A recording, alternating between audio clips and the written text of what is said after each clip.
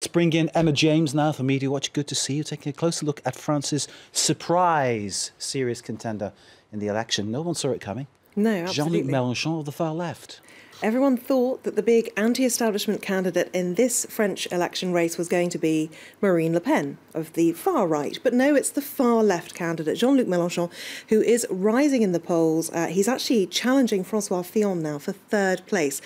Some of the polls putting him ahead. Now, yesterday, 70,000 people turned out in Marseille to listen to him speak. L'Humanité has it on the front page with the headline, The Ode to Peace.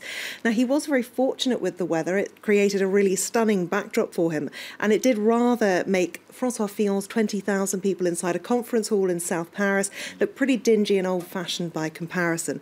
And it is the fact that even though he's not in the first flush of youth, he's managed to shake off the sort of old-fashioned traditional nature of politics against the odds, really. And as this person points out, he's really France's Bernie, as in Bernie Sanders. And she says he is the only one right now who's rising in the polls. If you take a look at these figures, down 2 points for Marine Le Pen and Emmanuel Macron, but Jean-Luc Mélenchon up by 6 points. And in this poll, he is ahead of François Fillon, miles ahead, of course, of Benoît Hamon, the official candidate of Nobody saw that coming at all, did they? No, absolutely not. Now, one of the things that he's been quite good at doing, obviously, is attracting the youth with certain ploys like using holograms at rallies. But La France Soumise, rebellious France, is something that does tend to appeal to younger voters. And he's really capitalising on that. They've created a game called Fiscal Combat. It's like an old school video game.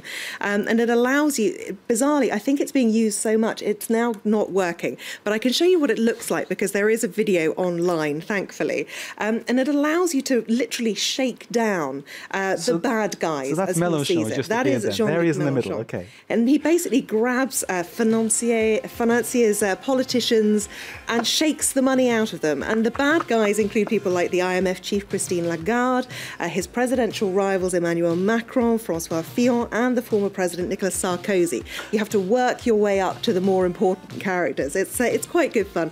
It's been created by his supporters, very much endorsed by him.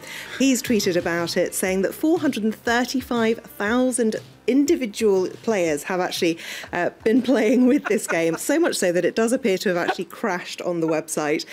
This Twitter user thinks it's wonderful. It's literally the best thing that's ever happened in the whole history of political campaigning. I've never seen anything like it. It's great, isn't it? One question that some people are asking is, what on earth does this phrase mean? Because this comes up a lot in the game. Can't stension the Mélenchon, which doesn't make any sense because stenchon isn't a word that exists in English. Now, it would appear it is a play on words of sorts. Can't stump the Trump was a saying that was used by Donald Trump during his election campaign. And if we take a look elsewhere, we've got yes, we can chant, which of course is a take on the Obama yes, we can. So a little bit odd and some people wondering why, but it does seem to have caught on. The hashtag is being used very widely. It's all quite strange. But on a more serious note, you can actually look at useful things on the website. It links to this, which allows you to calculate how much better off you'll be with your taxes if Jean-Luc Mélenchon gets into power. For example, here I've put in €5,000. If you earn that a month, you'll be €370 better off a year. So interesting stuff. Now, The Guardian, though, is looking outside of the gimmicks that he's employing and saying that really this is a hugely unpredictable race that we are faced with high numbers talking about abstention or being undecided. So much so that the New Statesman, which is a left-wing UK magazine, is wondering if the runoff for the second round of the presidential election could actually end up being between Jean-Luc Mélenchon and Marine Le Pen, something that was unthinkable not so long ago. Absolutely remarkable that would be. And nobody saw it coming. Nobody Not even me. Oh, I don't know. You see a lot of things coming.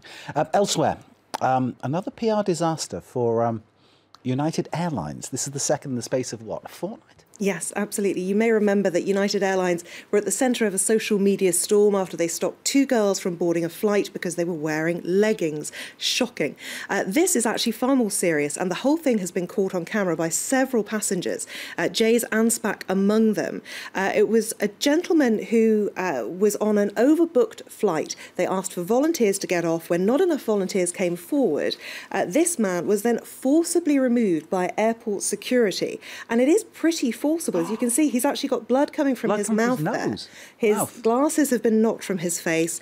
This Twitter user also tweeted about the event, saying it looked like he was knocked out because he went limp and quiet, and they dragged him out of the plane like a rag doll.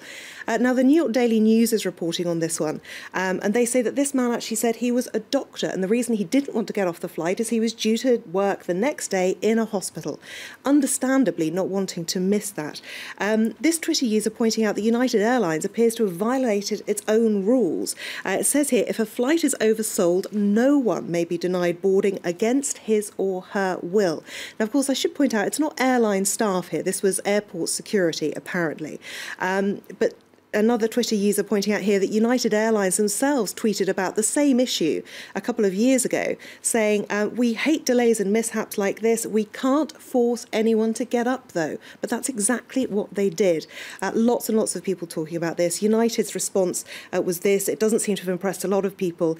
This is an upsetting event to all of us here at United. I apologise for having to re-accommodate these customers. But what's interesting to note, as this person says, we apologise for overbooking, not for the physical assault on a passenger. Which is absolutely disgraceful, isn't it? Shocking. Emma James, thank you very much indeed. Emma James of Media Watch. And thanks to